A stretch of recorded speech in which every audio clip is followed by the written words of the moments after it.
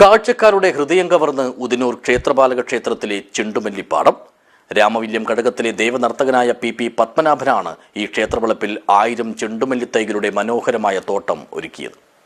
This news sponsored by ഉയർന്ന ഗുണനിലവാരം, തികഞ്ഞ വിശ്വസ്തത, ജനതാ പാൽ.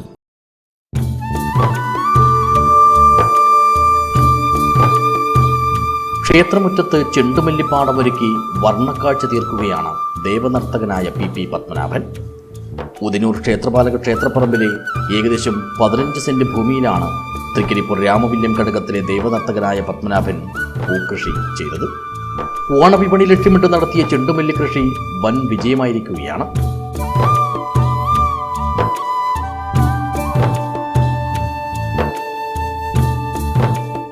മഞ്ഞയും ഓറഞ്ചും കലർന്ന ചെണ്ടുമല്ലിപ്പാടം കാണാനും ഫോട്ടോകൾ എടുക്കാനുമായി നിരവധി ആളുകളാണ് ദിവസേന ഇവിടേക്ക് എത്തുന്നത്. വിവാഹ സംഘങ്ങളുടെ പ്രിയപ്പെട്ട ഫോട്ടോ ലൊക്കേഷനായി മാറിയതോടെ ക്ഷേത്ര പരിസരം കൂടുതൽ ആകർഷകമായിട്ടുണ്ട്. വെള്ളം കയറാത്ത രീതിയിൽ 21 ചാലുകൾ മറിച്ച് 1000 ഹൈബ്രിഡ് തൈകളാണ് ഇവിടെ നട്ടിരിക്കുന്നത്.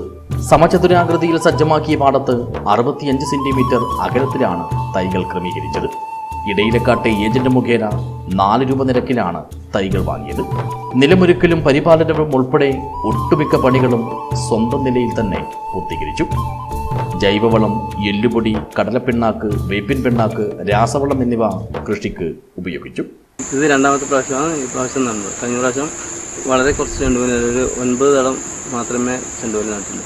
2 കളറാണ് കഴിഞ്ഞ പ്രാവശ്യം നട്ടത്. ഇപ്രാവശ്യം 1000 ചെണ്ടുമല്ലി വാങ്ങിയിട്ട് 900 ചില്ലറ ചെണ്ടുമല്ലി നട്ടിട്ടുണ്ട്.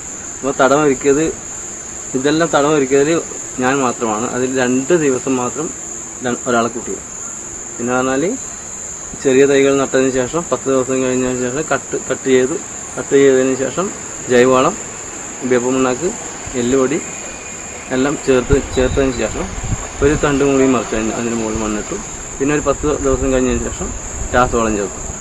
പിന്നെ എല്ലാം അതിന് ശേഷം ഇതെല്ലാം സ്പ്രേ അടിക്കിയതിന് 10 ദിവസമുള്ള സമയങ്ങളിലാണ് ചെയ്തത്. കഴിഞ്ഞ വർഷവും ഇദ്ദേഹം ചെണ്ടുമല്ലി കൃഷി ചെയ്തിരുന്നു.